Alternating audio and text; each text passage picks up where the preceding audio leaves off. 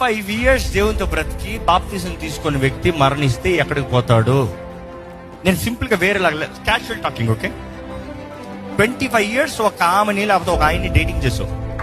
చచ్చిన తర్వాత ఆయన ఆస్తి అంతా నీకు వచ్చేస్తుంది, అవునా? ఆయన ఇన్సూరెన్స్ నీ పేరు మీదకి వచ్చేస్తుంది, అవునా?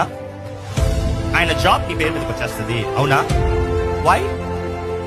నువ్వు డేటింగ్ చేసా కానీ పెళ్లి చేసుకోలే కదా. మ్యారేజ్ ఉందా? మ్యారేజ్ సర్టిఫికేట్ ఉందా? పెళ్ళి అవ్వకపోతే లెక్కలేదమ్మా. పెళ్ళి అవ్వకపోతే లెక్కలేదు. ఎన్ని సంవత్సరాలు డేటింగ్ చేసావు?